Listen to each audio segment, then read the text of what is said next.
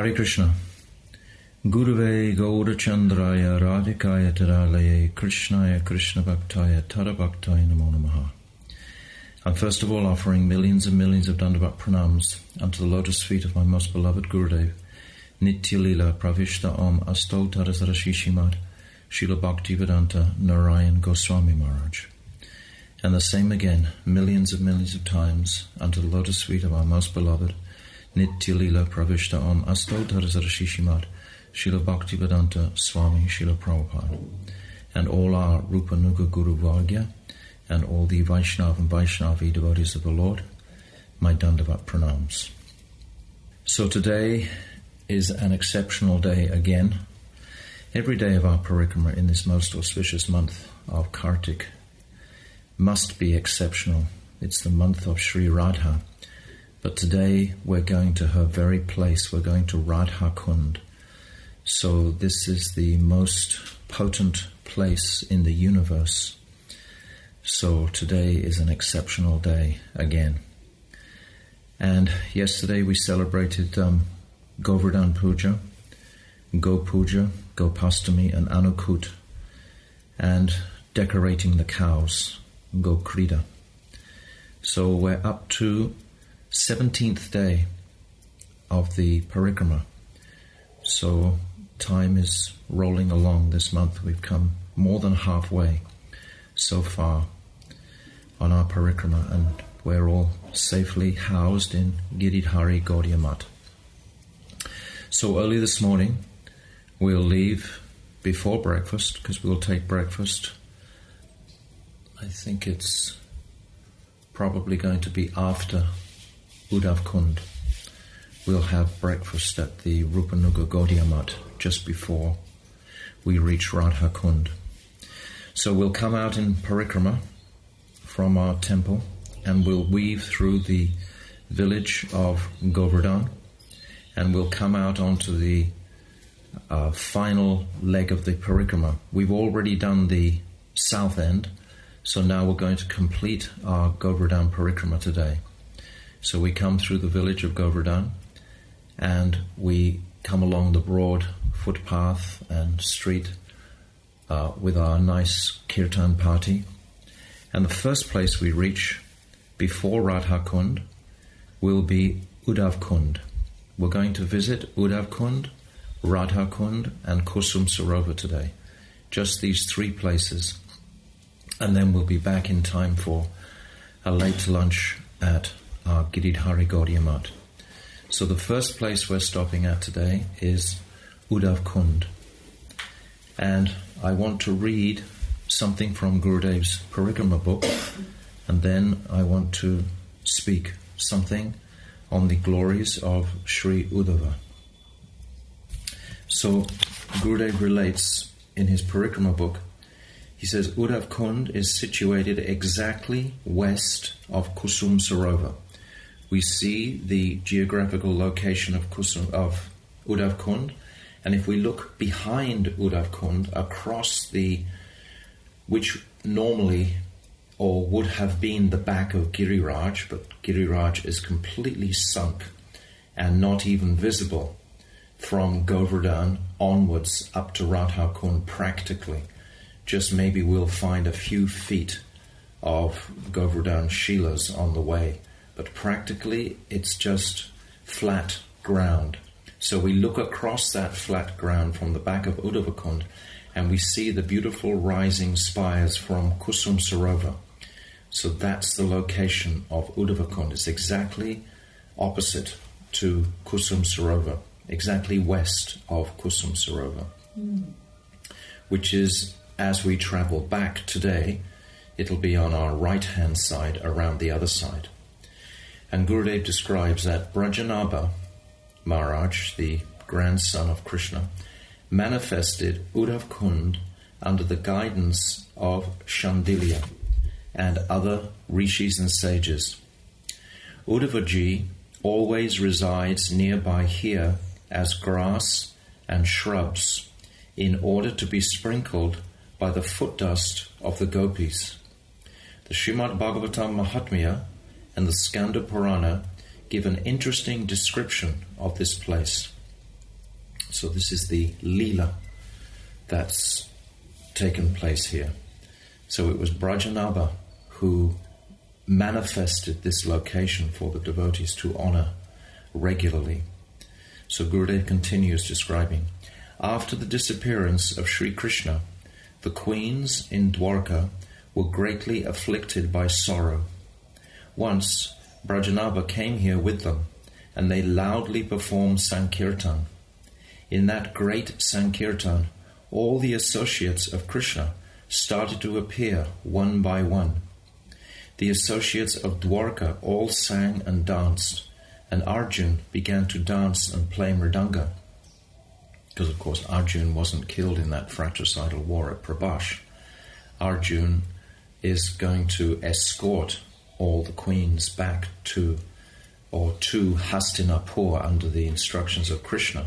But at that time they will be kidnapped by some dacoits, and Arjun, he can't even use his Gandiva bow at that time, and his prowess has completely been gone because Krishna's already left the planet. But Gurudev describes this dacoit who kidnaps all those queens is in fact none other than Sri Krishna himself, disguised as a dacoit. So that pastime happens after this. Suddenly, that exalted soul, Sri Uddhava, emerged from the grass and shrubs, and he also became immersed in dancing in that Mahasankirtan. How could Krishna not come there? Finally, he also appeared in that Mahasankirtan Ras, along with Srimati Radhika and the other Sakhis, and after some time disappeared again. In this way, Uddhava pacified the queens at this place. Okay, so that is Gurudev's description from the VRAJA-MANDAL Parikrama book. So now our meditation goes deeply towards this most exalted personality and dearest friend of Sri Krishna, Sri Uddhavji. So today, as far as we have time, I want to begin to describe something of the 46th chapter of the 10th canto of Srimad Bhagavatam, when Uddhava visits Vrindavan. The 47th chapter is the 5th Geet, or the 5th life air of the Bhagavatam, which is the Brahmara Geet, when Srimati Radharani chastises the bumblebee. That pastime of chapter 47 we'll discuss when we reach Uddhava Kunda in a few days.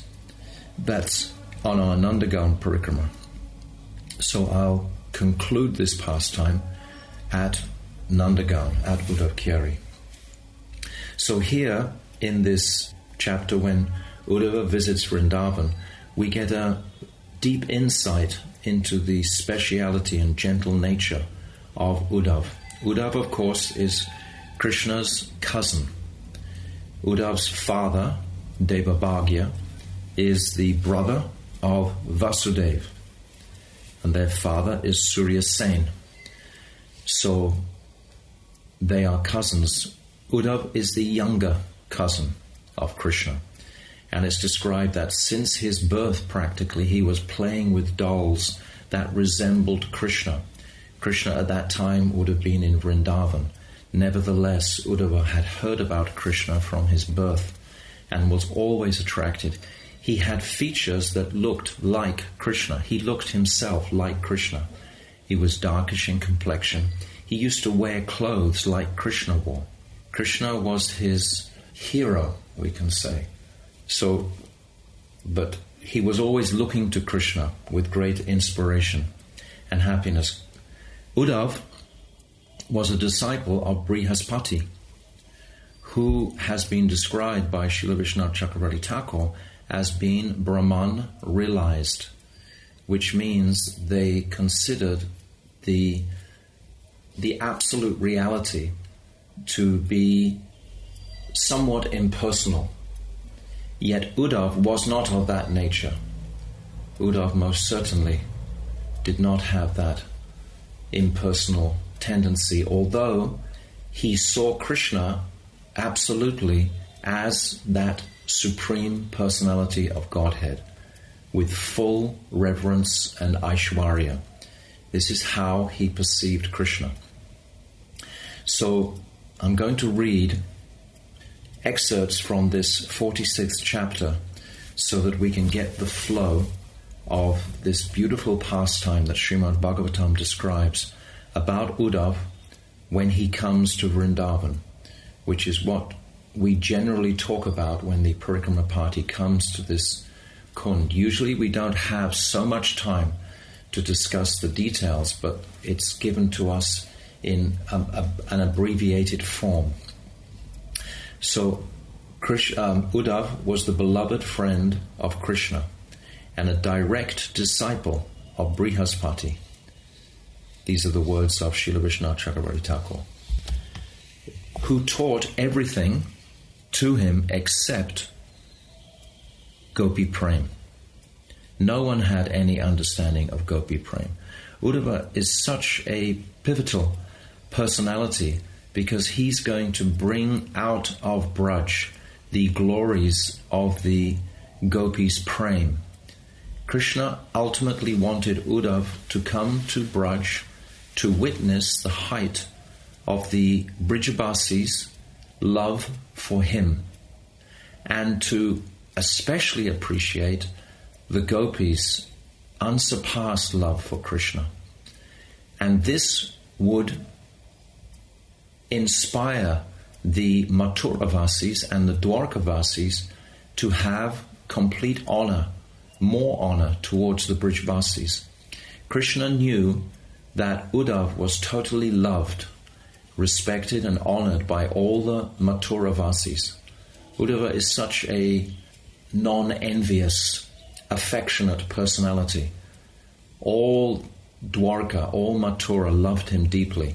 So Krishna knew that whatever Uddhava came back and reported from Braj would be listened to attentively by all the residents of Dwarka and Mathura. So it's described that, I'll just read here, that he was respected by all the Vrishnis, and so he can broadcast the Gopis' Prem, and they will believe that the Gopis' Prem is thousands of times greater than their own. And Uddhava is being described as being a mantri. He was expert in counseling, so he would be the best person to counsel the Gopis. But it's described that one day, Krishna, he's sitting on the rooftop in Mathura, and he's considering the state of consciousness of the Brijabasis that he has left behind. He knows that they are drowning in oceans of separation from him. He knows that his darling cows are not even taking their grasses, they're not even going out of their pens. The calves also. He knows that the birds practically have stopped singing. The deer practically stopped roaming around. What to speak of the residents themselves? Nanda Baba's place has not been swept. There are cobwebs everywhere. There's been no cooking going on at all.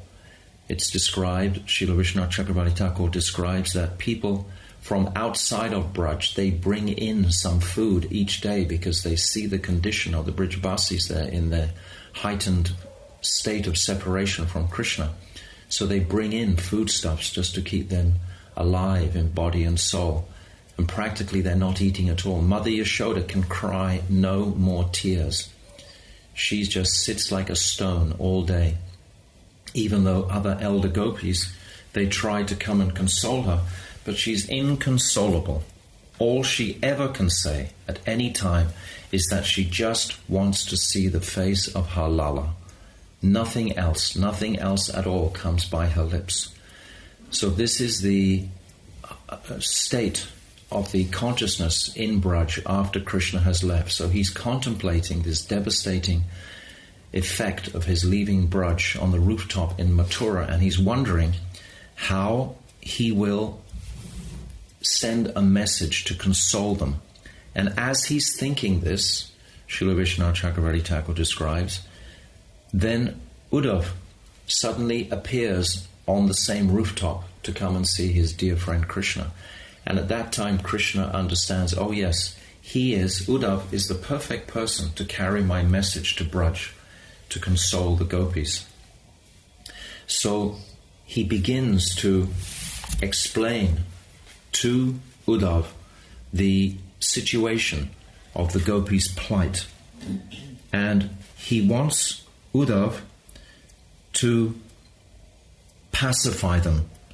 And it's said in the second verse of this chapter 46 that the Supreme Lord Hari, who relieves the distress of all who surrender to him, once took the hand of his fully devoted dearmost friend Uddhava and addressed him as follows. So this is Krishna's fully devoted Sharanagat friend Uddhava. In Bhagavad Gita also he's proclaimed as being the greatest devotee. So Uddhava's position is extremely exalted. And then Krishna describes to Uddhava, he says, "Dear gentle Uddhava, go to Braj and give pleasure to our parents, and also relieve the gopis suffering in separation from me by giving them my message." Actually, it's described by Srila Vishwanath Chakravarti Thakur that Uddhava has many, many messages. Uddhava lives in Braj for about 8 to 10 months. So he has many messages to unfold to the Brijvasis as well as to the gopis in particular. And Krishna, he asks him, he says, burn the gopis' suffering to ashes. He knows that Uddhava, being a mantri and knowing how to speak eloquent, gentle words, somehow or other will be empowered to give some solicitation to the torturous suffering of the gopis and the residents. And he tells Uddhava at that time that he himself can't go, because if he goes, he won't be able to leave again. This is what I've described previously. If Krishna himself goes just for a visit, it'll be too torturous for him to leave again. The gopis, at that point, they would die if twice they had to endure that separation, that leaving of Krishna.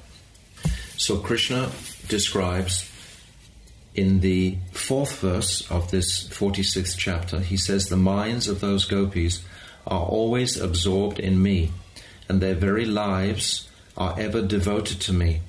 For my sake, they have abandoned everything related to their bodies, renouncing ordinary happiness in this life, as well as religious duties necessary for such happiness in the next life. I alone am their dearmost beloved, and indeed their very self. Therefore I take it upon myself to sustain them in all circumstances." And Vishwanath Chakravarti Thakur describes that the gopis understand that Krishna is the soul of all souls. And as their souls are surrendered to him, then their souls, in fact, are with Krishna in Mathura, but their bodies are still in Vrindavan. So their souls are not even in their bodies, and somehow Vishwanath Chakravarti Thakur is describing that they are only being kept alive by Krishna's inconceivable potency. There's no other way that they could be alive, because their souls are no longer residing in these bodies. So this is their situation. Totally devastating separation all across Braj. And then Uddhava, he's given a very beautiful chariot by Krishna arranges, the same chariot that Akrura came, which belonged to Kamsa. When Akrura came to take Krishna, Kamsa at that time had the most opulent chariot. So he gave that to Akrura to complete his task. So when Kamsa was slain by Krishna, then that chariot became available to Krishna. So he had that chariot arranged to take Uddhava into Braj. And after Krishna has given Uddhava many messages and spoken about the gopis more and more, he says, simply because I have promised to return to them, my fully devoted cowherd girlfriends struggle to maintain their lives somehow or other. So he conveys the suffering of the Brijbasis deeply into Uddhava's heart. And then Uddhava departs for Nanda Maharaj's pastures. And it's described that just as the sun was setting and the cows were returning and with the other animals, that the raised dust from their hooves obscured the chariot of Uddhava as he came into Braj. No one could see Uddhava approach. And now, in the 9th to 13th verses of this chapter 46, there's a beautiful description of how Vrindavan looked when Krishna was present. Krishna decided Uddhava has to witness the moods in Braj while I'm there to fully appreciate the situation when I'm not there. If he hadn't appreciated the meeting, so to speak, how could he appreciate the intensity of the devastating separation? So it's described, I'm going to just read this because it's packed with beautiful descriptions of Braj. All our memories while we're sitting here at Uddhava Kunda today can go back to this beautiful pastime described in the Srimad Bhagavatam, because in this pastime the character and nature of Uddhava really springs to life. So as Uddhava came in on his chariot, he saw that Gokul was resounding on all sides with sounds of bulls in rut, fighting with one another for fertile cows, with mooing of the cows, burdened by their udders, chasing after their calves with the noise of milking, and of the white calves jumping here and there, with the loud reverberation of flute playing, and with the singing of the all-auspicious deeds of Krishna, and Balaram by the cowherd men and women, who made the village resplendent with their wonderfully ornamented attire. The cowherds' homes in Gokul appeared most charming, with their abundant paraphernalia for worship of the sacrificial fire, the sun, unexpected guests, the cows, the brahmanas, and the forefathers and the demigods. On all sides lay the flowering forest, echoing with flocks of birds and swans and bees, and beautified by its lakes, crowded with swans, charandava ducks, and bowers of lotuses. So this very charming darshan which Uddhava has when he arrives, and Srila Gurudev has often described this particular pastime of Uddhava entering into Braj and seeing it as it was when Krishna was present there. And Uddhava is looking around astonished at the beauty and sweetness and speciality, and particularly the atmosphere of glorification of Krishna and Balaram. And at one point, to his astonishment, he sees Krishna stepping out of a door. And when he sees Krishna, what does he do? Automatically, he offers obeisances. This is what Uddhava does. They don't offer obeisances in Braj. That's not what they do in Braj. So when Uddhava goes down to offer obeisances, then he stands up, then everything has become back into its devastating mood again of separation. And then he sees that this has just been a spurti that was arranged by his beloved cousin Krishna to show him what Braj looked like when Krishna was present. So then it's described, he goes to the house of Nanda Baba. And Nanda Baba somehow or other was expecting a special visitor today. And it's described that the king of cowherds embraced him in great happiness and worshipped him as non-different from Lord Vasudeva.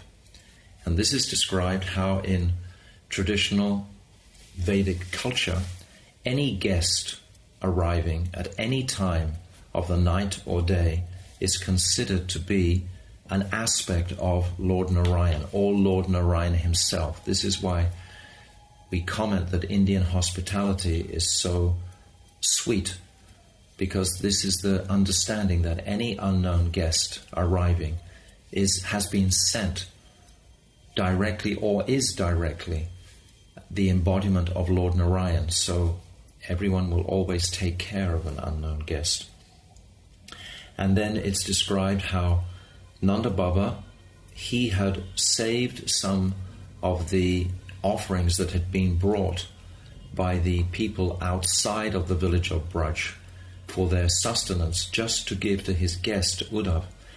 And in particular, Gurudev describes that a single bowl of sweet rice had came from one Brahmin, had brought it.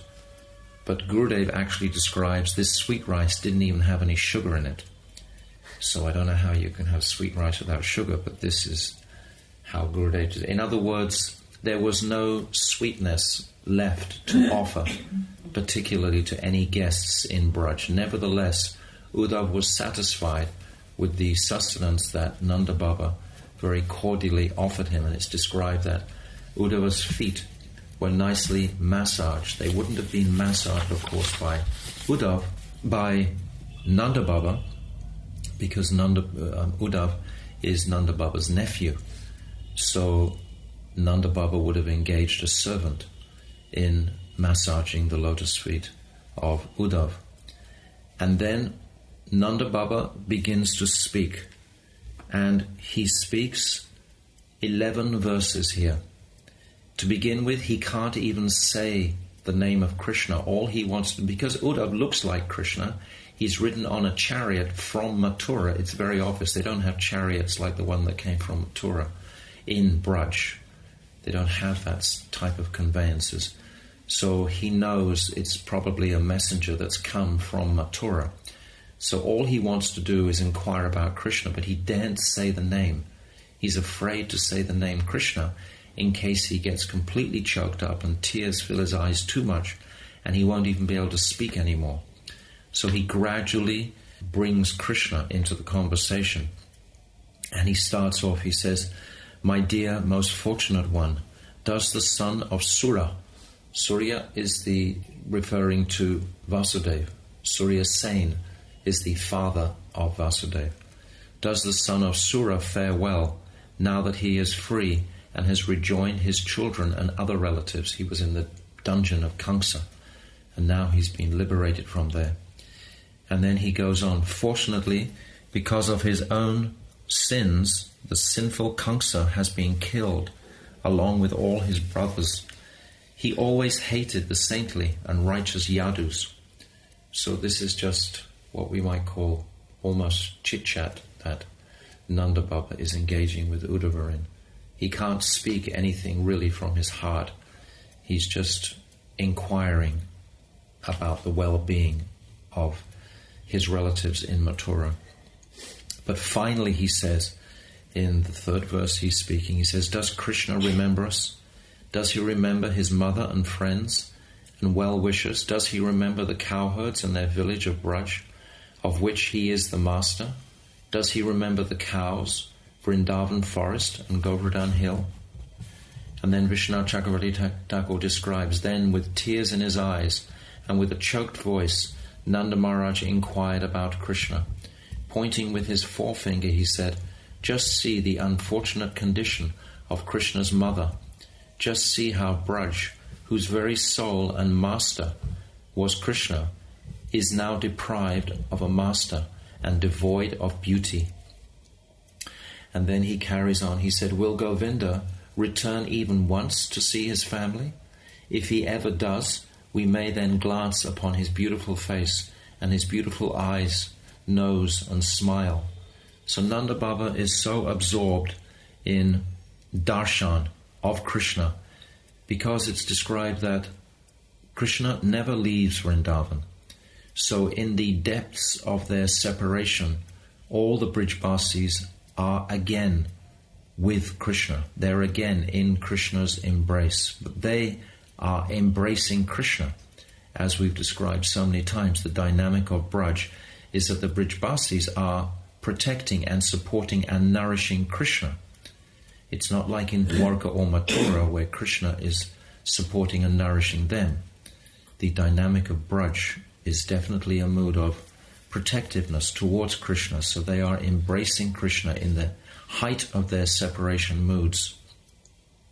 And then Uddhav, he's considering all the time that he becomes somewhat bewildered, because he's seeing the devastating separation mood of Nanda Baba, and he doesn't know whether to congratulate Nanda Baba on this separation mood that he's inspired from his heart, which is the height of bhajan, to have this mood of separation towards the Supreme Lord, because Uddhav is only seeing Krishna as the Supreme Personality of Godhead. He can't really relate to Krishna being the son of Nanda Baba. How can he? He doesn't have that adhikar. Uddhav is described ultimately as a jnani bhakta. That means he knows, he has knowledge of Krishna's supremacy. This is why he's a jnani bhakta. He sees Krishna in full opulence and splendor. So how can he relate really that Nanda Baba is so distraught about Krishna when Krishna is the Supreme Personality of Godhead, and Krishna is everywhere in his heart, and if we're devoted to Krishna, then of course Krishna will nourish us like that. But Nanda Baba and the Brijbasis, none of them are seeing like this. So then Nanda Baba, he continues speaking, and in one verse he's saying, in the middle of these 11 verses that he's speaking to Uddhav, he happens to say, in my opinion, because now he's been somewhat influenced by the Aishwarya mood that Uddhav has brought into his home with his chariot, his beautiful looks, etc.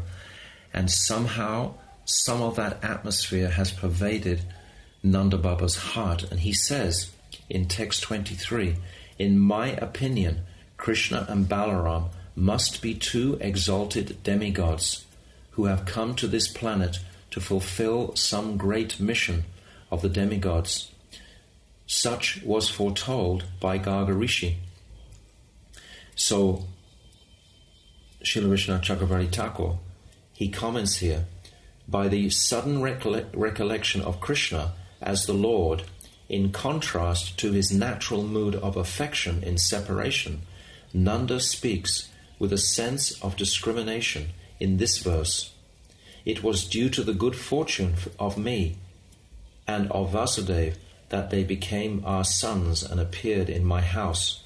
Krishna and Balaram have come to benefit the demigods by killing Kamsa and other demons.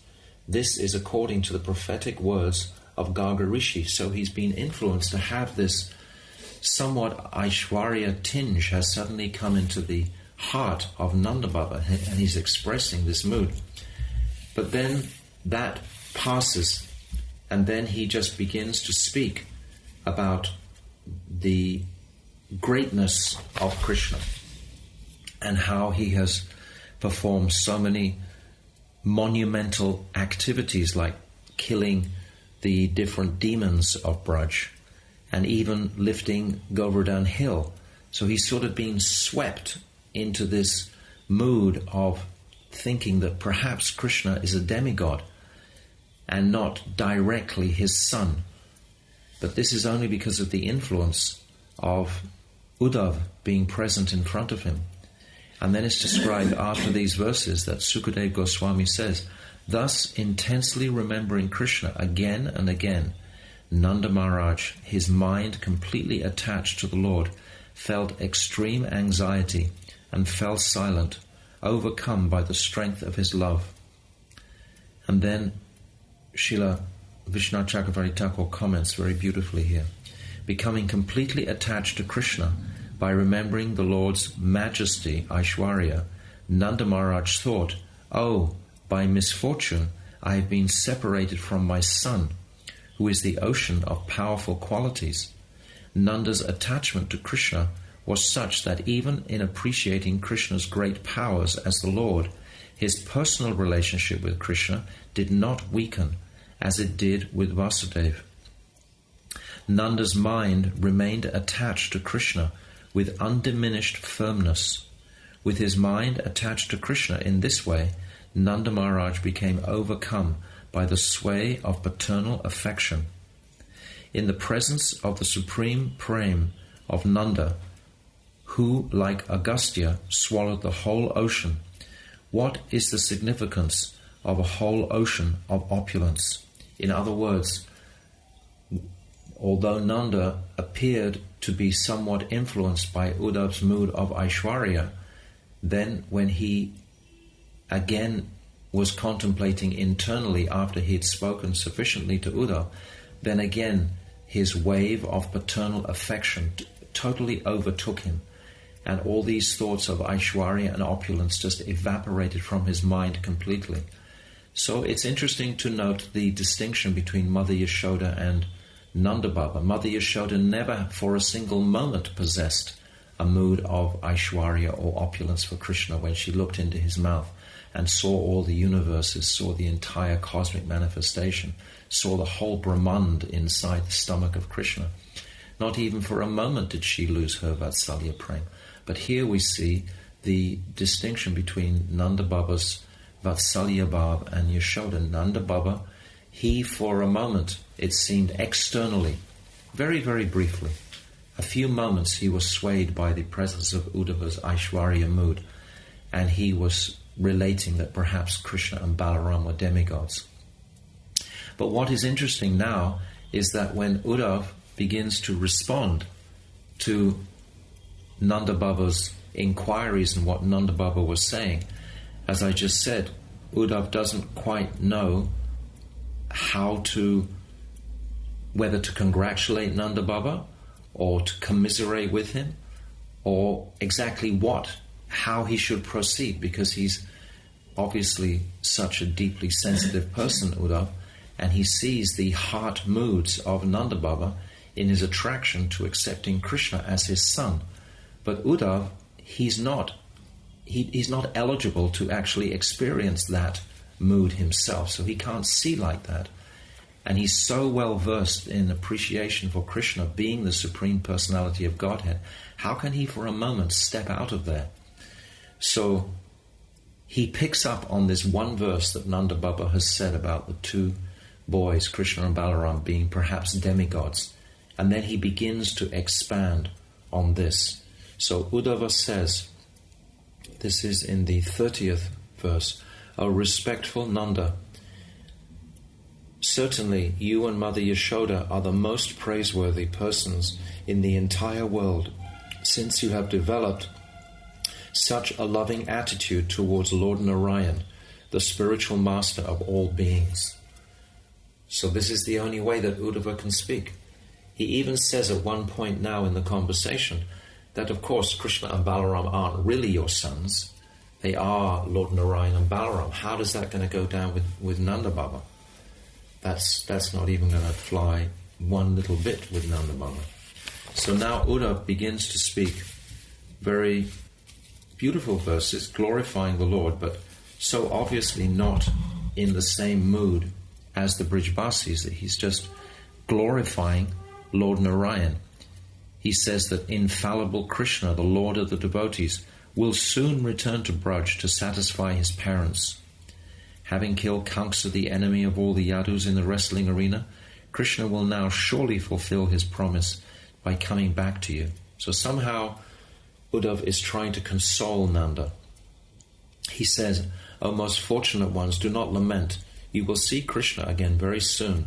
He is present in the hearts of all living beings, just as fire lies dormant in wood.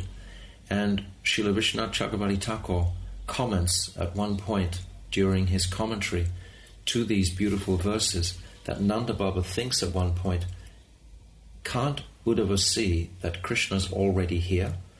That Krishna is present in Braj. In one part of his consciousness, Nanda Baba and Yashoda and all the Brijbasis, they are aware of Krishna, because when they go into the deepest place of their separation, they are able to embrace Krishna to their full satisfaction. This is the dynamic of union in separation. This is experienced by the Brijbasis. So at one point, Vishwanath Chakravarti Thakur, he comments, in fact, Nanda Baba is wondering about this, that can't Uddhava see that Krishna is actually here? But this, of course, is just from the consciousness of Nanda Baba, and Uddhava can never have that type of separation feeling, although it's described at the end of Uddhava's life, because Uddhava becomes so much touched by his visit to Vrindavan. As I said previously, he stays in Vrindavan for 10 months. And during that time, of course, he spends so much time with the gopis, which is discussed in the next chapter. And I'm not going to touch on that today, because we'll save that until we reach Uddhava Kyari, where that pastime comes alive. But just today, we're just remembering the nature of Uddhava and how he's coming to pacify the Brijbasis to his ability, but how he in fact fails because he can't understand with his adhikar the transcendental nature of Madhurya Ras, which is being fully tasted by the gopis, and this Vatsalya Bhav tasted by Nanda Baba and Yashoda. Uddhava continues here, speaking to Nanda Baba. He says, nothing can be said to exist independent of Lord Achyuta. Nothing heard or seen, nothing in the past, present or future, nothing moving or unmoving, great or small. He indeed is everything, for he is the supreme supersoul. So Uddhava can only discuss in this light. He can only discuss with Nanda Baba. And it's described at the end, finally, when Uddhava actually starts to leave Vrindavan, that Nanda Baba again becomes somewhat influenced by that mood. And he mentions to Uddhava that time, he says, perhaps we should perform more focused devotional service to Krishna, and then perhaps Krishna will come back to Braj. So he's starting to feel like almost like a regular sadhak, that now he has to perform devotional, like focused devotional service with his consciousness rather than with his heart. So Nanda Baba speaks like that just as Uddhava is leaving. So I think by hearing about Uddhava coming into Braj like this, it again exposes the beauty and speciality and uniqueness of the Brijbasis' love for Krishna. This feeling and this appreciation we pray for to become deeper and deeper and deeper immersed in this appreciation of who are the Brijbasis, what is this nature that they have. We were describing yesterday that beautiful verse of Rupa Goswami when he's saying Tishtam Braje Tanu Ragi Janugami, that to follow in the residence of the Brijbasis, this is the heart of the Rupanuga Gaudiya Vaishnavas, is to follow that mood of their separation feeling towards Krishna without a tinge, not even a tinge of this Aishwarya mood.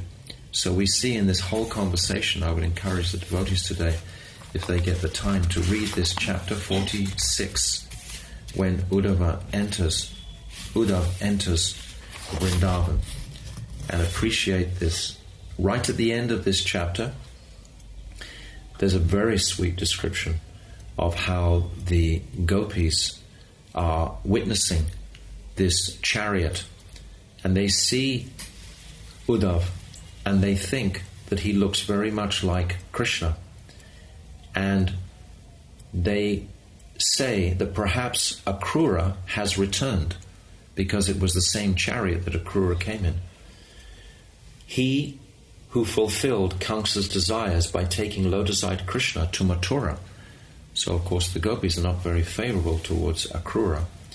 And then they comment right at the end of this chapter, is he going to use our flesh to offer funeral oblations to his master, who was so satisfied with his service? They're referring to Akrura. They're thinking that the gopis are mortified. They're thinking that perhaps he's come again and he's going to hurt them more, the gopis, than he's already hurt them, by offering their flesh as funeral oblations for Akrura's master, who was so satisfied with his service. As the women were speaking in this way, Uddhava appeared, having finished his early morning duties. So, Srila Vishwanath Chakravarti Thakur concludes this with a small commentary. He says, for what purpose has Akrura come again, the gopis are thinking, now that Kamsa has been killed? Considering this, the gopis propose a reason in this verse. Is he going to perform the funeral rites of his master Kamsa, who was pleased with his work of taking Krishna away from Braj, by using our flesh as an offering to him? As the gopis were speaking like this, Uddhava approached. So this is that particular chapter, and it's describing the moods of the Brijvasis towards Uddhava, and the ignorance, we can say, of Uddhava in having these moods himself. As we described at the beginning, he's a disciple of Brihaspati, who was not versed in Gopi Prem. So Krishna wanted to give this mercy to Uddhava, to come and see the height of the Brijavasis' Prem. And then right at the end of the next chapter, Uddhava says this most famous verse, Asamaho charana rena jusam aham syam, Vrindavane kim api kulma lo lato sodinam. He's saying that the gopis of Vrindavan, they've given up the association of their husbands. This is what Uddhava is saying. They've given up the association of their husbands, sons, and other family members who are very difficult to give up. And they have forsaken the path of chastity to take shelter of the lotus feet of Mukunda, Krishna, which one should search for by Vedic knowledge. Oh, let me be fortunate enough to be one of the bushes, creepers, or herbs in Vrindavan, because the gopis trample them and bless them with the dust of their lotus feet. So this is the place we have come to today, where Uddhava has taken birth as these blades of grass that he was praying to Krishna to have the fortune to have that body, so he would be touched by the lotus feet of the gopis. So today we are taking the dust from this most sacred place and appreciating the speciality of Uddhava taking birth as the shrubs and bushes of Braj, because of his heart-melting appreciation of the gopis finally. We've just read the beginning of the pastime. This is chapter 46, the second part of the pastime, when Uddhava is with the gopis, is far more heart-melting as far as Uddhava is concerned. In that chapter, then his heart melts fully, of course, because he's in the association of Sri Radha directly. And he's hearing Radharani's bewildered words of Divyan Mad, confused, bewildered, affectionate madness in speaking to the bumblebee. And it's at that time that Uddhava really, his appreciation for the gopis' prem towards Krishna reaches its highest boundary. Gurudev always describes in this pastime how Uddhava is described as looking up at a mountain, and Gurudev would always describe somebody wearing a hat, that their hat falls off because they're looking at how high is the mountain, that their hat comes off. They can no longer appreciate the height and speciality and profoundness of the affection. It's inconceivable, the affection that the gopis have for Krishna. So this whole remembrance of this place at Uddhava Kunda and all about the personality of Uddhava comes to our hearts when we visit this beautiful place in the company of all the Vaishnavas and hear the different pastimes. So now I've perhaps spoken over time. If we were on Parikrama, we can never have the time to speak this much. But this is just something of the beginning of the pastimes of Uddhava. And the rest we'll discuss at Uddhava Kyari when we reach there, when in this next chapter of the Brahmara Gita pastime, chapter 47. So Uddhava Kunda ki jai, Vaishnavas ki jai, Srila Gurudev ki jai, Gaur Premanandi, Hari Hari Bol. So now we're going to just go, it's about 3 or 4 kilometers, and we'll be in that most transcendental realm of Sri Radha Kunda. And there our dear friend, Sripad Bhaktivedanta Tapasri Maharaj, will speak the glories of Radha Kunda for the satisfaction of the devotees. So, and then before we reach there, we'll stop and have breakfast prasadam at the Rupanuga Gaudiya Math. I'm also going to describe today, after Tapasri Maharaj has spoken about Radha Kunda, I made a small booklet about a parikrama, just taking us on direct parikrama of Radha Kunda without a lot of description about all the pastimes there, but just in the physical realm, showing us around. So after Tapasri Maharaj has spoken, I'll speak that Radha Kunda Parikrama, and you have a book. I'm sending this little booklet as a PDF copy with this letter today, and you can follow the Parikrama around. So you can do a physical Parikrama of Radha Kunda and be aware of all the places there, as well as hear the pastimes from Tapasri Maharaj. So Hare Krishna, Dandavat Pranams, Vakshakalpatarubhyascha, Kripa Sindhavevicha, Patidanam Padmebhyo Vaishnavebhyo Namaha. All glories to Sri Guru and Gauranga. Now we are here at Radha Kunda, next to Shama Kunda. So first I offer my heartfelt prayers to Shama Kunda. Hey Krishna Karuna Sindhu Dino Bandho Jagatpate Gopesha Gopika Kanta Radha Kanta Namostate. And also to Shama Kunda. Radha Kunda. Tapta Kanchana Gaurangi Radhe Vrindavaneshwari Rishabhanu Suti Devi Pranamami Hari Priye.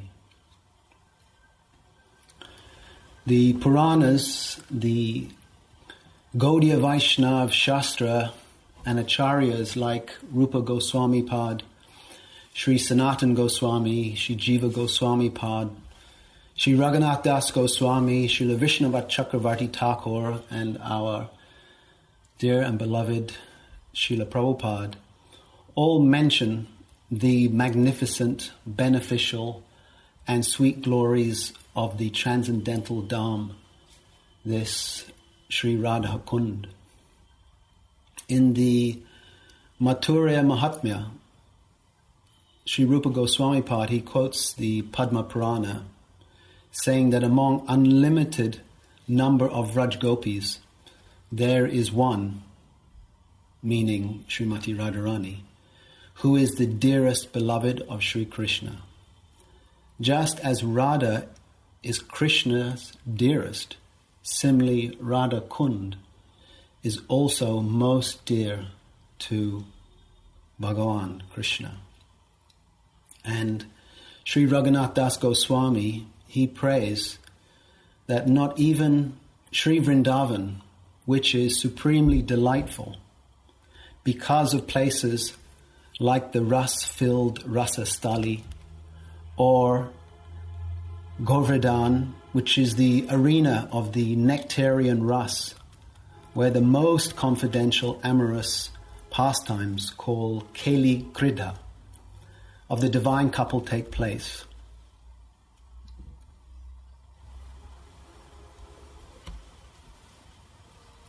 Or none of these are equal to even a shadow of a particle of the glories of Sri Radha Kunda.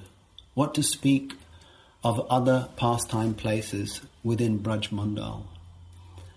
I take shelter of this Sri Radha Kunda, which is more dear to Sri Mukunda than his own life.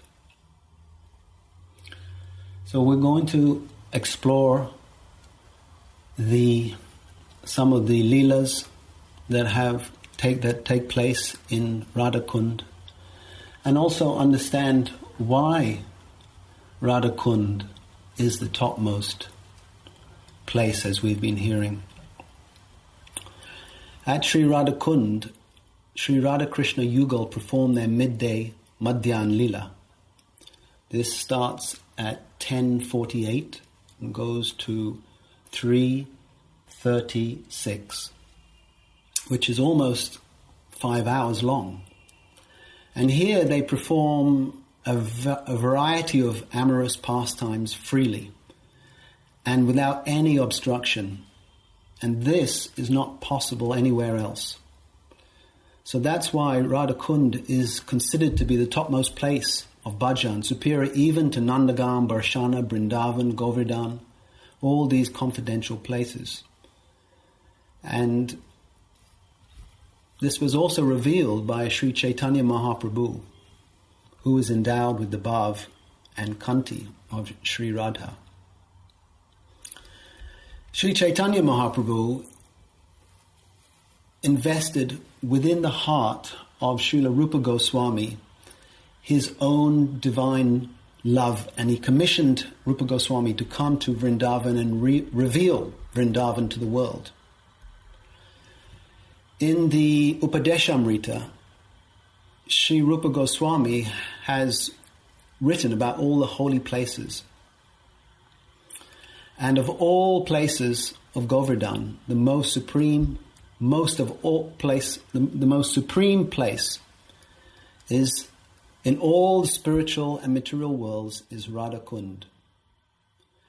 It is at Radha Kunda that the highest divine loving relations of Sri Radha and Krishna are enacted. For devotees, this is why the devotees perform bhajan here, for the devotees what is highest is whatever gives Radha and Krishna most pleasure. Because they enjoy each other's company with the highest degree of ecstatic love at Radha Kunda, it's considered the holiest place. For example, what is the principle that makes one place higher than another? So it's is your workplace a suitable place to be with friends and family? Is your living room a more desirable place for you than your workplace? Why? A place is higher by the facility it provides to exchange love. According to one's desire to exchange love, one creates a corresponding place to enjoy that love. So the more a place makes intimate love possible, the higher we value it. For ruling and accepting the reverence of his subjects, the king manifests his court, his throne and majesty. To enjoy family and friends, he makes a living room where he can himself enjoy with his loved ones. A place he naturally values more than his court. When, however, he desires the most intimate exchanges of romantic love, he goes into his inner, secluded quarters, the place he values the most. So similarly, according to Sri Krishna's desire to enjoy progressive varieties of love, corresponding environments are manifested by his unlimited potency to facilitate such pleasure. But when Sri Krishna wants to enjoy eternally the highest exchanges of love with his most intimate lovers, he naturally reveals the sweetest and most romantic spiritual atmosphere. So in other words, he eternally manifests Sri Radha Kunda. So in Radha Kunda, there, it is really only Krishna and the gopis. The Vipaksha gopis have no entrance. The Vipaksha Sakhis have no entrance. And Jatila and Kutila, Yashoda Mata, even the cowherd boys, they have no entrance into Radha Kunda. And this is the speciality that simply it's Radharani's place. Just as we chant the Hare Krishna Maha Mantra, Yugal Mantra, Radha Krishna, this sound together is the Hare Krishna Maha Mantra. And just as the deity, Radha Krishna, we see the deity, so in the same way, Radha Kunda and Shama Kunda are one, in that in the liquid form, in the form of water, they are one. Radha and Krishna are non-different from Radha Kunda and Shama Kunda. Srila Prabhupada, when you read Srila Prabhupada's books, there are some quotes by Srila Prabhupada that he says, by serving Radha Kunda, you will get an opportunity to become an assistant of Srimati Radharani under the eternal guidance of the gopis. That's from the Nectar of Instruction. He also says, Radha Kunda, situated at Govardhan Hill in Sri Vrindavan Dham, is the eternal bathing place of Srimati Radharani. Sri Krishna spends 6 hours a day here enjoying blissful confidential pastimes with Radha and the Vraj gopis.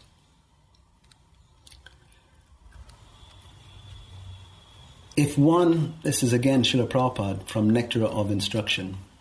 The conclusion is that to live on the banks of the Radha Kunda and to bathe there daily constitute the highest perfection of devotional service. If one is thus constantly engaged during his lifetime, after giving up the body he will return back to Godhead to serve Sri Radha in the same way he contemplated during his life on the banks of Radha Kunda. So this the point, is one contemplating on the banks of Radha Kunda, not just living there, but entering into this very special place of pastimes of Radha and Krishna. The last instruction, this was in 1977, on November the 10th, just days before His Divine Grace left this planet to enter the eternal pastimes of Radha Govinda. Srila Prabhupada told his disciples to bathe in Radha Kunda on his behalf. Srila Prabhupada said, so you, talking to his disciples, will take bath in Radha Kunda on my behalf. So Prabhupada gives like 4 points. He's saying that it glorifies the supreme position of Radha Kunda and Srimati Radharani. That we should serve Radha Kunda, we should bathe daily in Radha Kunda, and we should live in Radha Kunda. So these are some of the important instructions of Srila Prabhupada that we should always meditate on Radha Kunda and always be in heart connection with Radha Kunda. In fact, no one, when you come to Radha Kunda, no one calls this place, oh, Shama Kunda. Are you going to Shama Kunda? Everybody says, no, we're going to Radha Kunda. So Radha Kunda has the most prominence.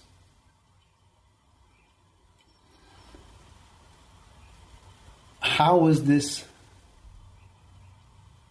Radha Kunda manifested? Because we understand in the spiritual world, Radha Kunda is also there. So what was the Leela? How did Radha Kunda manifest in this Prakat Leela? There was a demon whose name he was an Asura, that he came in the form of a bull. He was huge. His hump was in the clouds, the hump on the back of on his back. And his tail was raised and it was above the clouds. It was like a mountain, and he was galloping into Braj Bhumi. The force of his hooves were making the entire earth to shake, and his massive razor-pointed horns were facing down. His eyes were red, massive, gigantic red eyes in anger, and he was galloping. He was snorting, and the air was coming out of his nose like hot fire. He was screaming terrifying roars, and all the residents of Vrindavan were terrified of this great big, huge bull. He was coming so suddenly. You see, these asuras, when they come to Vrindavan, it's not like you know that, a cyclone is coming or there's some kind of warning. You know that they're going to come in 1 or 2 days. No, they just come all of a sudden. So Aristasura is galloping in and nobody knows what to do. It's all just happening at that moment. So Krishna just stood right in front of Aristasura and smiles. He was challenging Aristasura in such a sweet way. The fact that Krishna was not afraid and that he was just a little boy made Aristasura even more furious. He galloped to Krishna with his horns down, and little Krishna took him with his little lotus hands by the horns and flipped him over and threw him. Aristasura fell down some distance away, and then he got up and he was even more angry, and he charged at Krishna again. Krishna took him by the horns, flipped him over with his lovely little lotus feet, kicked him. He kicked him. And Aristasura was in a trauma, being kicked by these tiny little soft lotus feet. Because these tiny little lotus feet that Krishna kicked Aristasura with were actually like thunderbolts to Aristasura. Because we know that the gopis, they're worried that when Krishna walks in the forest, his feet are as soft as flower petals. And they're worried that his feet are going to get hurt. But for Aristasura, they're like thunderbolts. And then Krishna seized him by the horns and knocked him to the ground. The Lord then thrashed him as if he were a wet cloth. And finally, he yanked out one of the demon's horns and struck him with that horn and killed him. So the giant bull passed urine and stool simultaneously. Blood came out from his mouth. When Krishna came to meet Sri Radha and the gopis, they told him, "You killed the bull. That's very impious. We will only come close to you after you purify yourself." And so Krishna was explaining to Radharani and the gopis, "No, but he charged at me, and he's ferocious. He was trying to kill me, and he's a demon as well." So Krishna said, anyway, it liberated him. But still they said, "No, but he's a bull." And even Bhagavan he doesn't kill bulls. So you should bathe in all the holy places in the universe. So Krishna says, okay, I'll bring them all here. So he took his foot and he stomped his foot into the dust of Vrindavan and made a footprint. And then he called all the holy places in the universe to come. And they all came in their personified forms. And they were introducing themselves, who they were and where they're from. And they all filled the Kund. So then Krishna, he says to Radha, why don't you come and bathe in my Kund? And she's saying, no. We will make our own Kund. Because in this Kund you bathed, and therefore the sins of the bull, the killing the bull hatya, are here. The Leela of how Krishna Kund is manifest show that there is only one Ishvara here, and that is Radha Kunda. She is in charge. This is her place. Her Kund is non-different from her.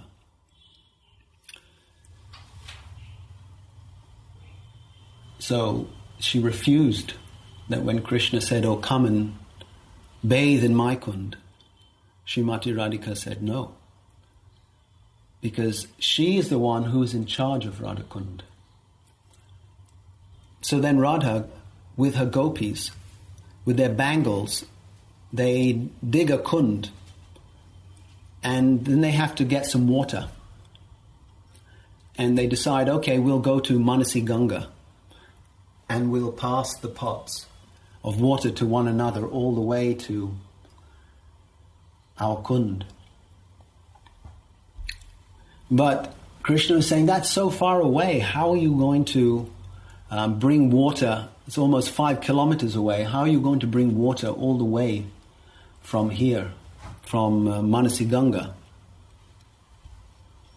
So then, Krishna, he requested the personification of all the tirthas to come and to fill up Radha Kund. But Srimati Radharani, no, it was Lalita. She said, we are not taking any water from you. And Srimati Radhika, she also refused.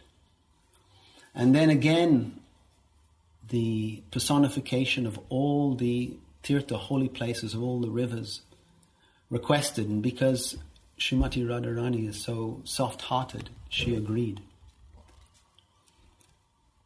And then the personification of all the tirthas filled up Radha Kund.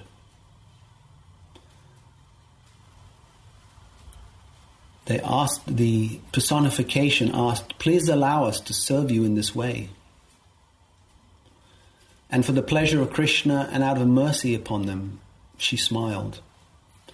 And the water of Shamakund overflowed, and it filled Sri Radha Kund.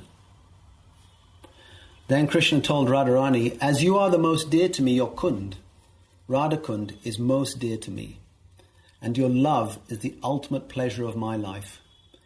Anyone who comes to Sri Radha Kund with faith and devotion will receive your love and be so dear to me. Radha Kund is Sri Radha's prayer or her love in liquid form. And in the scriptures have proclaimed that it is the holiest place in the whole of creation.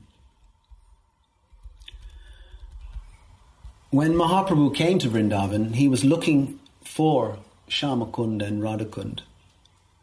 But when he was doing his Govardhan Parikrama, at around that time he came to the village of Aritagram, because he knew it was going to be there. None of the villagers knew where Radha or Shamakund were. And Mahaprabhu, he was sitting in his on his seat. And that place we still see today, Mahaprabhu's Baitak, under a tamal tree. So he was just meditating, and he looked out and saw 2 small puddles in a paddy field, and he knew for certain that this is my beloved Shamakund and Radhakund. the villagers, they were completely amazed. They all heard about Shyama Kunda and Radha Kunda, but they didn't realize that this was these two little places, Gauri Khet and Kali Khet. Some of the pastimes that took place in Radha Kunda are the flower fights, how the gopis, they steal Krishna's flute, they drench each other with holy colors. There's a swing festival where they're swinging really high. Jal Keli, which they're splashing each other with water. They also play hide and seek, looky, and they state in a gambling match. Like Krishna, he stakes his pet deer, and he loses his deer. And they're playing this board game, betting different items. So sometimes we think, oh, Radha Kunda, it doesn't seem so secluded. But we hear in Govinda Lilamrit that how there's many, many borders to Radha Kunda. And this area is really in the jungle. And that's why it's so dear to Radha and Krishna, because it's so distant. There is one Leela where, because this Radha Kunda is like Radharani's private playground. And there's one Leela where they're in the Kund, and Radharani, she dives down and she swims away to the other side of the Kund, and she's hiding on the other side amongst the golden lotus flowers. And because she has a yellow face, she cannot really be seen. So because Krishna, he's so much in love with Srimati Radhika, he becomes distressed. Oh, where is Radha? Where is Radha? He's confused due to the prem. He's searching. Just like if somebody loses some money, if you have like 1 crore of rupees or a large amount of money, and you've put that money somewhere and you're trying to find it, after a while it turns into like a panic, and you become very anxious. Oh, where is that? Where have I put that money? So Krishna, he was completely confused. He was so much in anxiety that he couldn't find Sri Radha. And he was asking all the gopis, have you seen Radha? And have you seen her? And he went to the lotuses, the golden lotuses, and he started kissing them because he thought they were Srimati Radharani. So this is called Prem Vivarit. That confusion, he's like confused. Seeing these lotuses, thinking they're Srimati Radharani, but they're actually just lotuses, and all the gopis and the sakhis were just laughing and laughing and laughing. Because in the spiritual realm, see, Krishna says, I am time. So here in this material world, time makes everything old. But these pastimes, even though they are performing similar pastimes each day, there are pastimes that go on every day, and there are occasional pastimes. And those pastimes that go on each day, it's not that, oh, Krishna's again come to Radha Kunda and same Leela, we're going to do the water sports. But what happens in the spiritual world is that love is always increasing. Beauty is always increasing. It's the nature of prem. Whereas here, things become old. the pastimes there become newer and newer.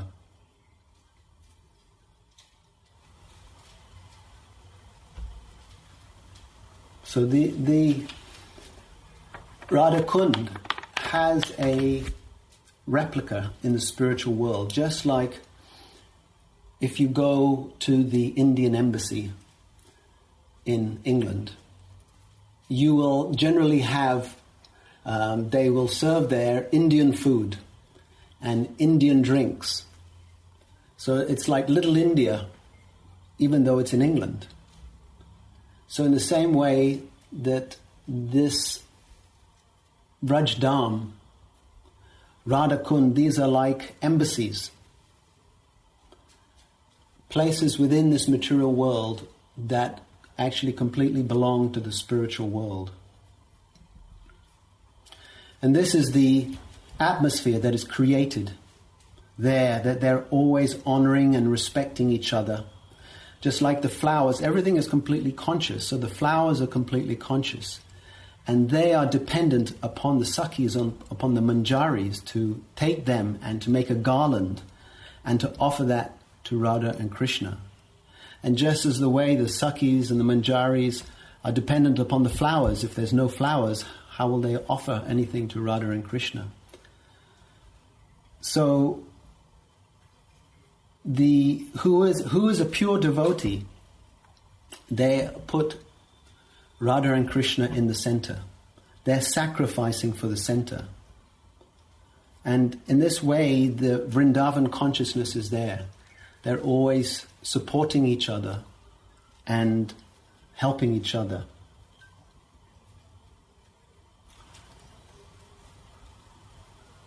Raghunath Das Goswami, he lived on these banks of Radha Kunda, and he went into the states of antardasya, internal consciousness, and he spoke this very beautiful book, Vilap Kusumanjali. And there's many great Vaishnavas who have written on the glories of Srimati Radharani and of Radha Kunda.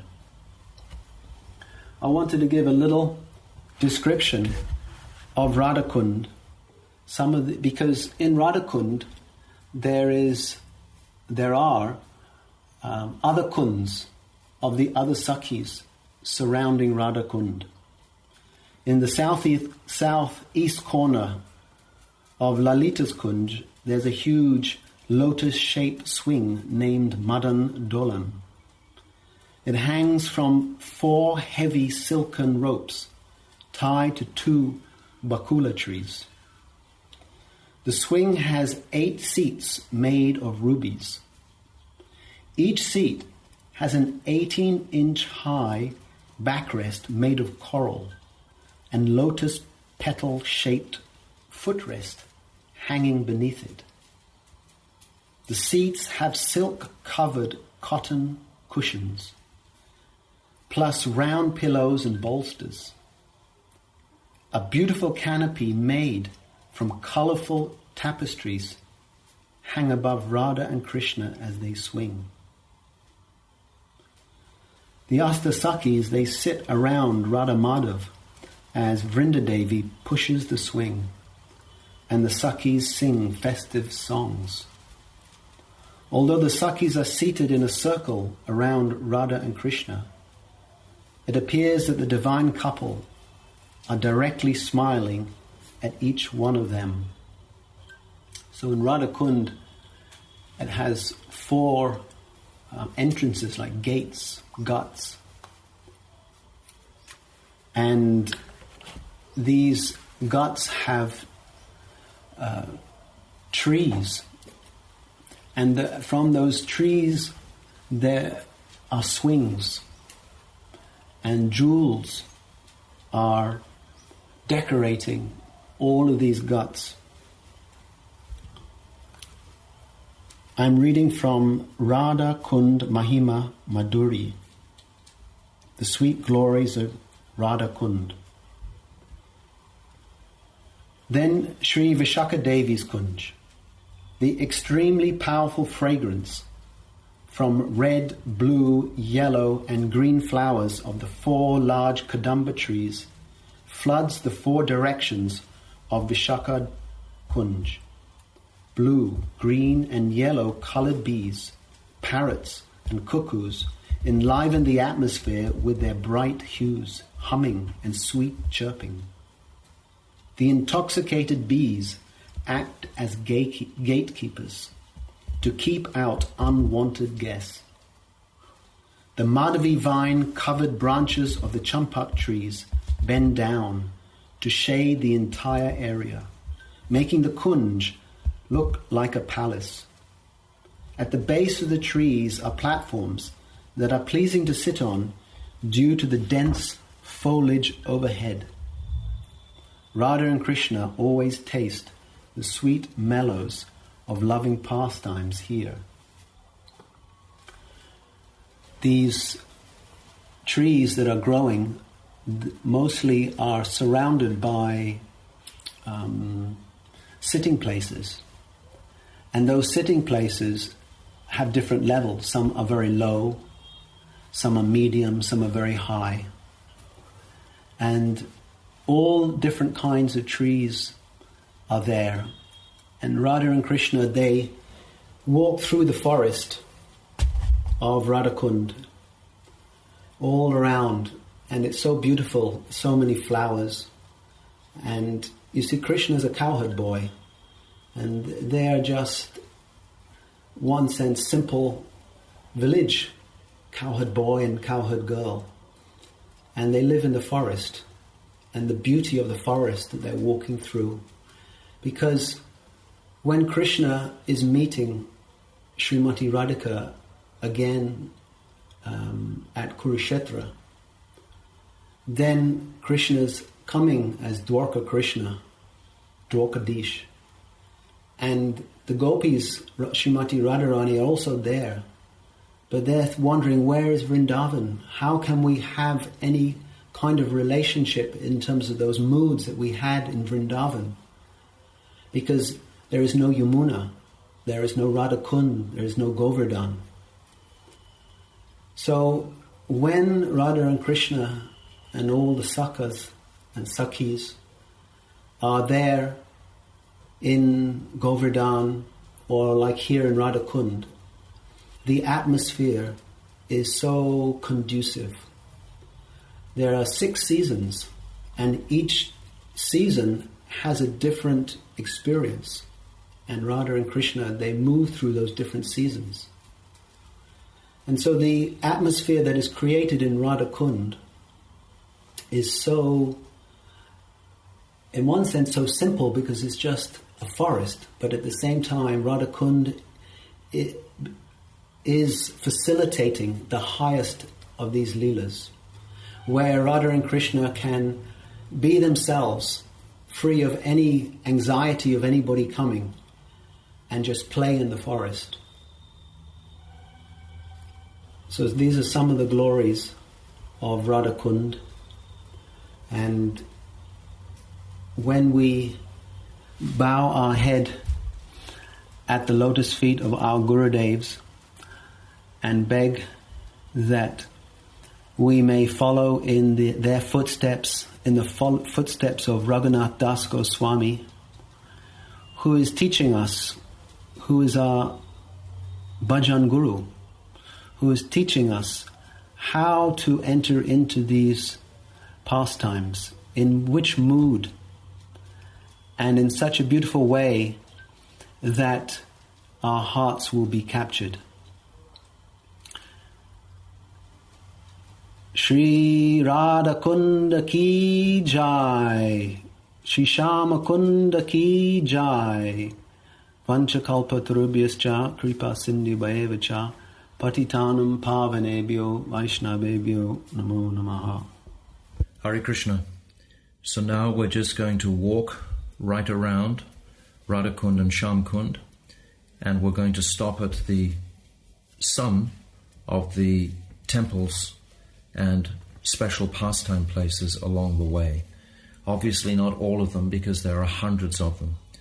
But this parikrama should take us about 30 minutes just to walk around and become familiar again. If you haven't been to Radha Kunda for a while, or never been, even some people perhaps, then you can get an idea of its flavor just from these pastime places. So on page 17 of this little booklet, there's a very beautiful verse here from Upadeshamrita glorifying the speciality of Radha Kunda. This is the verse 11, the final verse, the conclusion of Upadeshamrita. After thorough deliberation on the matter, the sages have unanimously declared in the Padma Purana that just as amongst all the gopis, Srimati Radhika is the foremost object of Sri Krishna's great love, in precisely the same way this pond of hers is also the topmost object of his love. Upon one who simply bathes in its waters just once with great devotion, Sri Radha Kunda bestows that rare treasure of Gopi Prem, which is so immensely difficult to attain, even for such dear devotees of Bhagavan as Narad, what to speak of ordinary sadhaks. So this is the exceptional glory of Radha Kunda. So I'm just going to read here. Let us begin our parikrama by begging for the mercy of Sri Kundeshwara Mahadev, protector of the Kund, to be allowed entrance into this sacred, most sanctified realm. This is a small temple on our left as we enter the parikrama path. This is if we're coming in from our Giridhari Gaudiya Math side. Today, the parikrama party will be coming in from the Govardhan road, which will come in a slightly different way onto the parikrama path. But this book is designed to take us on a parikrama independent even of that regular Kartik parikrama. So it's as if we're coming from a Giridhari Gaudiya Math past Kusuma-sarovara and we're coming into Radha Kunda. The first place we see on the left is Kundeshwara. We must take shelter of Kundeshwara. He is the protector of the Dham. There's a sacred peepal tree is growing in the courtyard, a small temple. It's about waist high. It's like into the wall.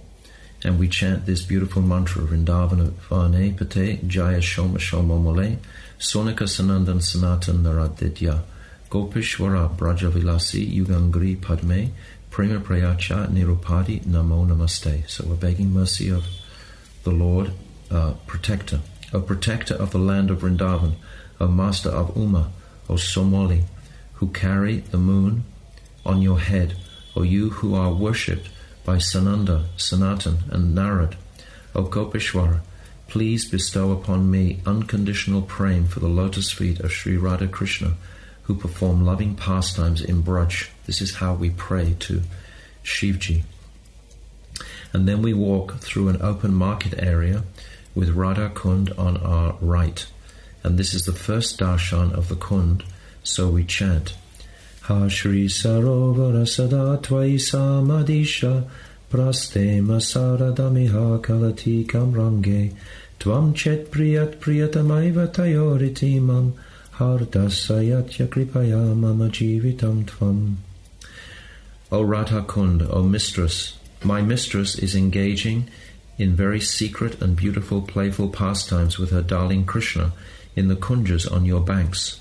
You are so near and dear to them.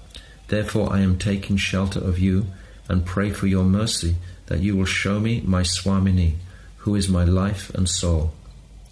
So this is from Raghunath Das Goswami's Vilap Kusumanjali. And then we continue on and around the corner after the market area, and we gradually arrive at the very small entrance of the Radha Gopinath Mandir on our right. Sri Gopinath inside, very beautiful Gopinath, is flanked by Sri Radha. That's Radha is on his right and Ananga Manjari is on his left. Normally, Radharani is always on Krishna's left-hand side, but in this particular pastime, Radharani has allowed her younger sister Ananga Manjari to stand in that exalted position on Krishna's left, and she takes Krishna's right. There's a whole pastime connected with this that we can tell later. Gopinath represents Prayojan Tattva and the Acharya is Raghunath Das Goswami, who has his tall marble Pushpa Samadhi just in front to the right of the temple. Here we can chant to Sri Radha Gopinath, Shriman Rasa Rasambrambi Vamsivat Tatashtita Karsna Venu Svaniya Gopi Gopinath Striya Stuna. Standing on the river bank at Vamsivat, Sri Gopinath, the initiator of the transcendental mellow of the Ras dance, attracts all the gopis with the sound of his Venu. May he confer auspiciousness upon us. So continuing on our parikrama, we then pass through a small door directly adjacent to the altar of Radha Gopinath, coming out to Sri Janavadevi's sitting place. Here we also pray to her beloved husband, Sri Nityananda Prabhu, for his mercy, to have some vision of the glorious Radha Kunda, which is now directly in front of us. Note, Ananga Manjari, who we've just witnessed next to Sri Gopinath, is none other than Sri Janavadevi in Navadvip. And here we can pray to Nityananda Prabhu. This particular little place has been recently renovated by our dearmost godbrother, Paramananda Das Babaji. He collected and renovated that place very nicely. But here we can pray to Sri Nityananda Prabhu, Nityananda Namastubhyam, Premananda Pradayane, Kalikalmasya Nasaya, Janava Pataye Namaha. I offer pranam unto Sri Nityananda Prabhu, who bestows the bliss of divine love, who eliminates the filth of the age of Kali, and who is the master of Janavadevi. After circumambulating Sri Janavadevi's sitting place, we can come down the steps to Radha Kunda herself. Now we can easily take direct archament of her sacred waters. There are so many prayers that we can chant here. For example, Ha Devi Kaku Bharagad Gadaya Dyavacha Yacha Nipatya Bhuvi Bandhavad Ubadarti Asya Prasadam Abudasya Janasya Kritve Gandharvikeni Jaganam Gananam Vadehi. O Devi Gandharvike, in utter distress, falling on the ground like a rod, I implore you in a choked voice full of despair and pray at your lotus feet, please be merciful to this fool and count me as one of your own. So this is from Sri Rupa Goswami's Sri Gandharva Partana Ashtakam. We then turn back up the steps and enter a very small door back into the Gopinath temple to give us darshan of Sri Raghunath Das Goswami's Pushpa Samadhi. After circumambulating here, we leave the Sri Gopinath temple and we come back into the main Parikrama path that we were in previously. Walking a little further in the street, around to the right, we come to Sri Sri Radha Govinda Mandir. These are Pratibhu deities of the originals in Mayapur. That was the same for Gopinath also. The original deities stayed here for one night on their way to Jaipur 450 years ago. Sri Rupa Goswami was present with them at that time, and we remember him as the Abhideya Acharya in this place and pray for his mercy. We glorify Sri Radha Govinda thus: Divyad Vrindaranya Kalpadrumada Srimad Ratnagara Shima Sansto Shri Shri Radha Srila Govinda Devo Prestalabdi Savyamana Smarami. So these mantras are just making it helpful for us to remember how we should chant at each temple we come to. I meditate on Sri Sri Radha Govinda Dev, who are seated beneath a kalpavriksha tree on an effulgent bejeweled simhasan in the supremely beautiful land of Vrindavan, where they are always being served by their beloved Sakhis, headed by Lalita and Vishaka. So we glorified Gopinath and Radha Govinda. On leaving this temple, we make an immediate left, and after a few meters, we can have darshan of the divine tongue of Giriraj Govardhan. When Raghunath Das was excavating this kund, in his pastime of renovating it, the workmen, they struck this stone and blood came out, and they ran to Raghunath, who saw in his meditation that this was none other than the tongue of Giriraj Govardhan. So that was extracted, and now it's in a very beautiful temple for our darshan.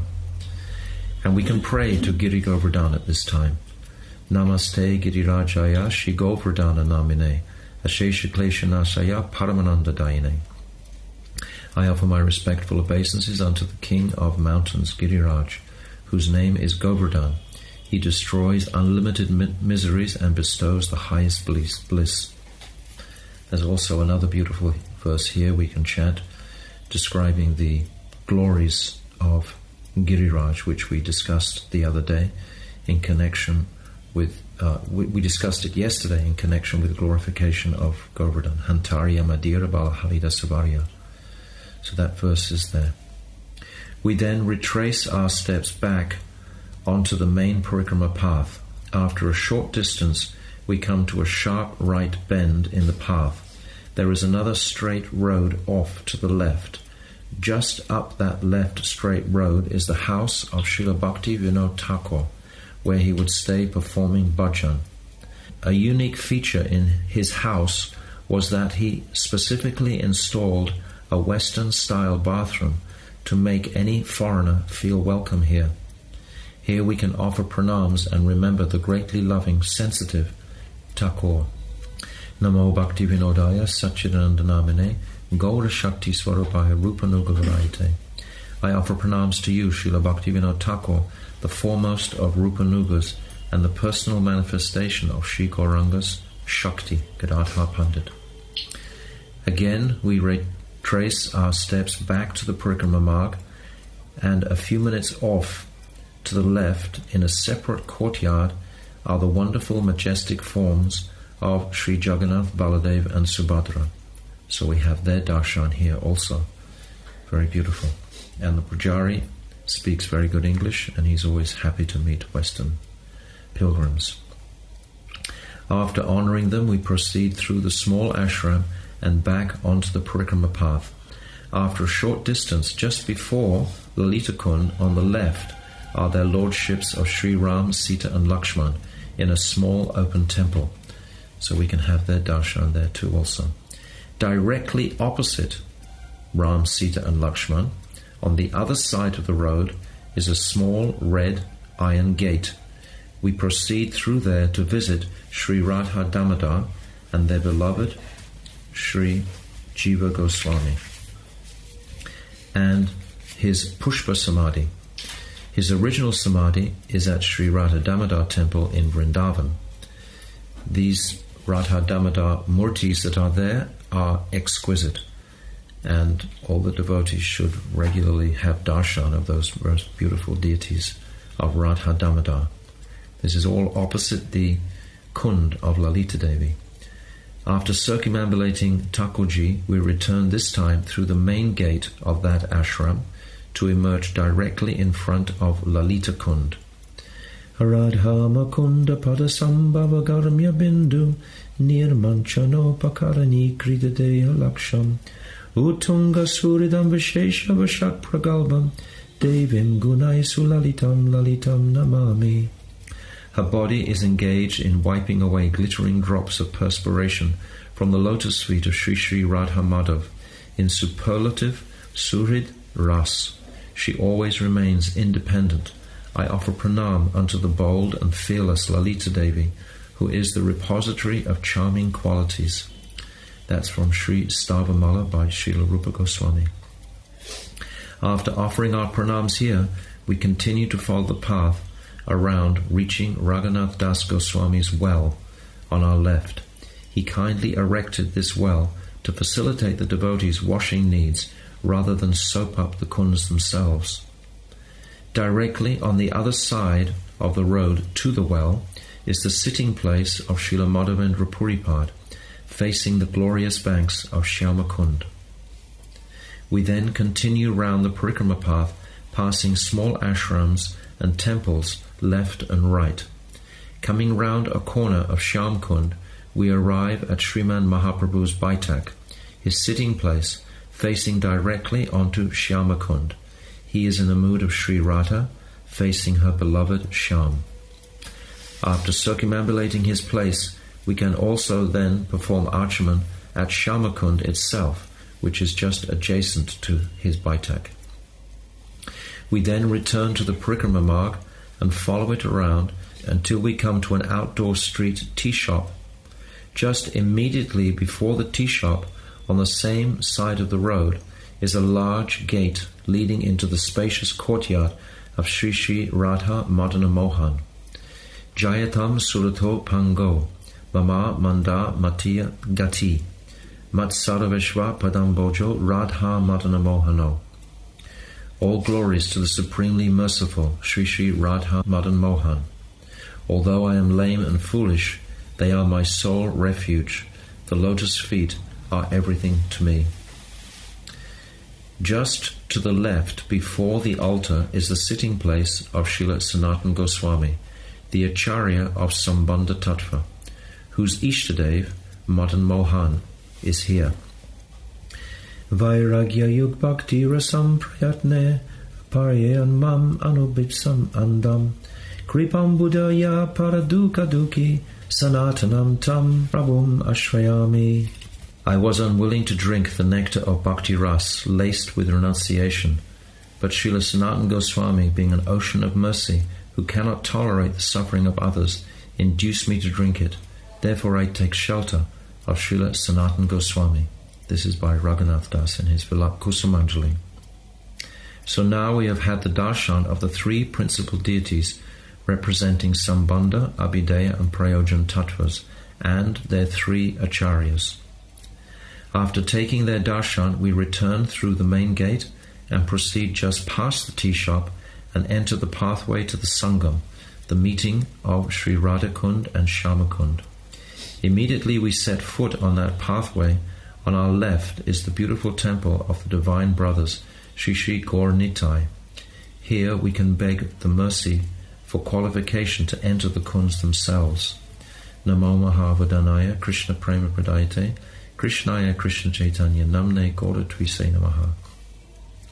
I offer pranam to that greatly munificent Lord who bestows Krishna Prem, who is Krishna himself, who has assumed a golden complexion and accepted the name Sri Krishna Chaitanya.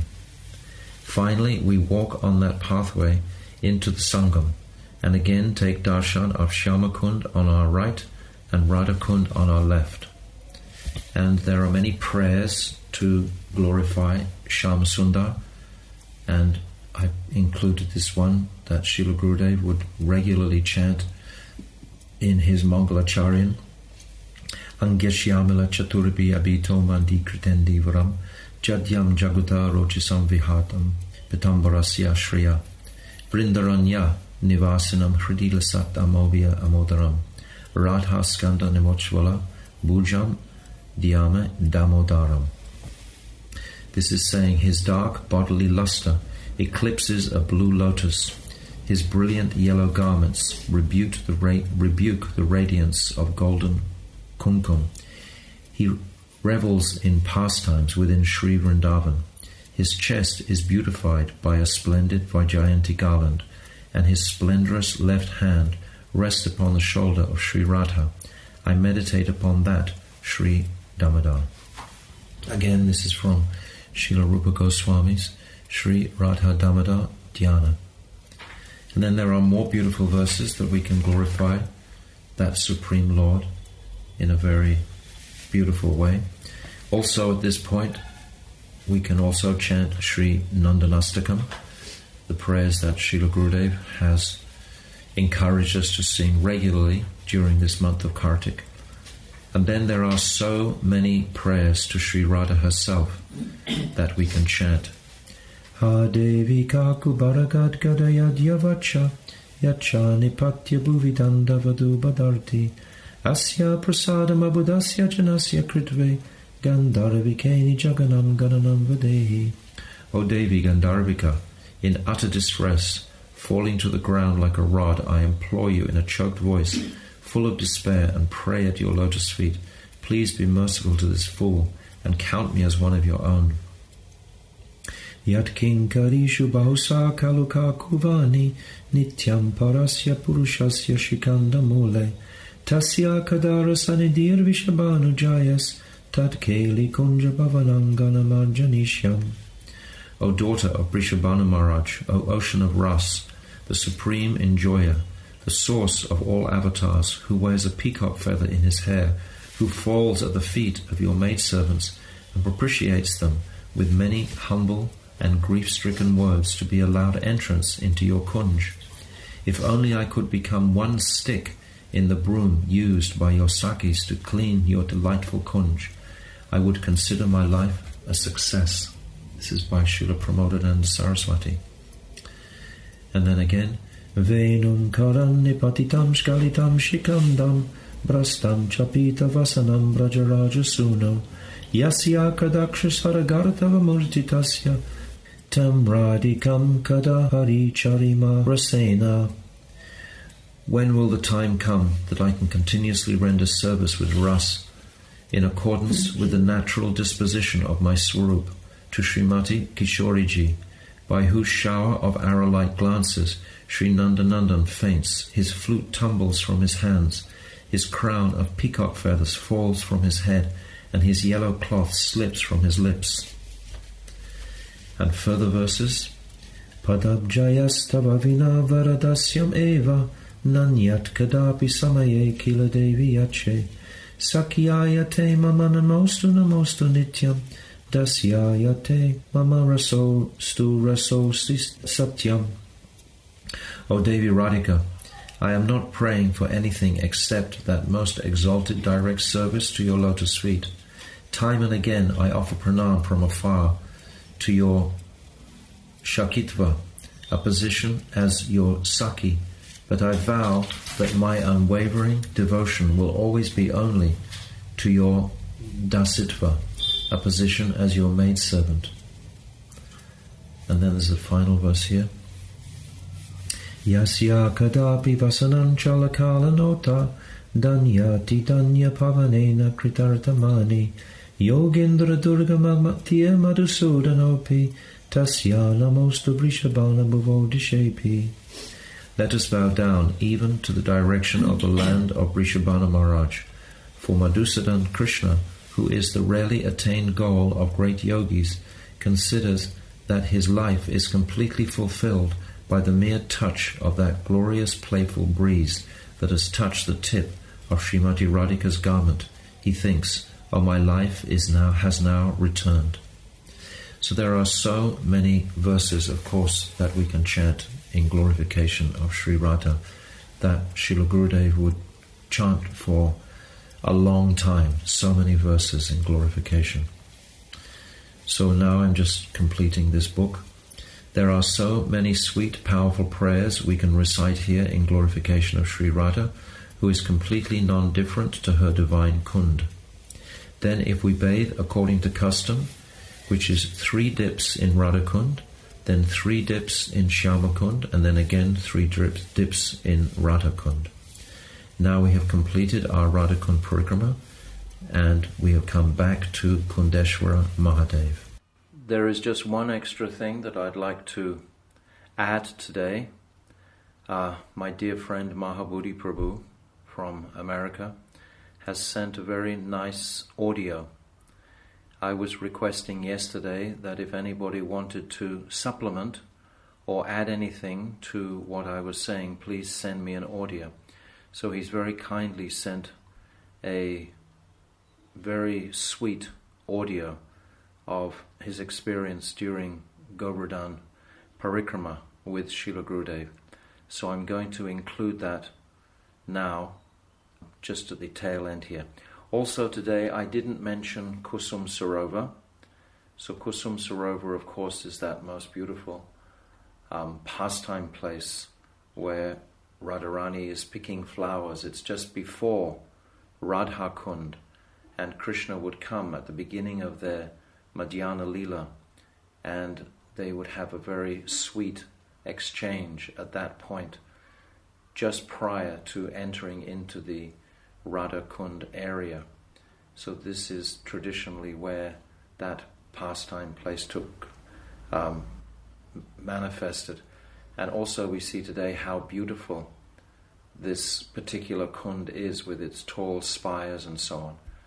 And it's a very refreshing place for the devotees to bathe, etc. And it's just a very attractive place to be. So there are many pastimes in Kusuma-sarovara, but now it's quite late, so I'm just going to mention it and leave that place for the devotees to look at in their Parikrama books. Kusuma-sarovara ki jai, Gaur Premanande, Hari Hari Bol. So here is Mahabodhi Prabhu's recorded message. First of all, let me offer my most humble Dandavat pranams at the lotus feet of my spiritual masters, Divine Grace A.C. Bhaktivedanta Swami Srila Prabhupada. And secondly, same Koti Dandavat pranams at the lotus feet of my Shiksha Guru, Srila Bhaktivedanta Narayan Goswami Maharaj. I'd also like to offer my respectful obeisances to all the devotees that are listening into this wonderful, wonderful Govardhan Parikrama Leela as spoken by Maharaj. So nice. I remember one day we were in Vrindavan, staying just opposite Govardhan in the Varsana area. And everyone was putting on the festival, and there were so many devotees that were there with Gurudev, and they were all taking fruits and stuff and going to the base of Govardhan to offer in big procession. And so there was hundreds of devotees that were there doing it. So Gurudev encouraged everyone to go, and so everyone was taking paper plates and putting bananas and fruits and stuff on their heads, different preparations that had been made for offering to Giri Govardhan. And everyone was leaving, but Gurudev stayed back. And so I thought, well, what do I know of anything? I wanted to stay back wherever Gurudev was, and even here render some service, whatever I could do. So Gurudev asked me, he said, what do you do? Why aren't you going to the Govardhan? And I said, I'm here with you if I can render service, or hear whatever you may say. And he nodded his head, smiled. And I asked him, because he was doing some offering, I asked him, what are you doing? He said, I'm offering all of you to Shri Guru Govardhan, Radha and Krishna, that they may accept you. And he was practically pleading, they may accept you. And so this way it was almost very tearful. And I was witnessing how everyone was going to offer everything to Govardhan, but what was Gurudev was offering all of us, all the devotees, and to praying to Sri Radha and Krishna and Govardhan, that you please accept, despite all of our faults and inappropriate births and lack of knowledge and lack of advancement in devotional service, Gurudev was pleading, praying unto Srimati Radha and Krishna and Govardhan that they please accept these devotees that they have come, that I'm offering them unto you. So we became the prasadam offered to Giri Govardhan, and no one else was there, so I thought I would at least share this so that devotees could actually hear the mercy what Gurudev was doing on the banks on the foot of Govardhan Hill on the Govardhan Puja. Hare Krishna. Thank you very much. Shri Radha Kunda Parikrama ki jai. Gaur Premanande, Hari Hari Bol.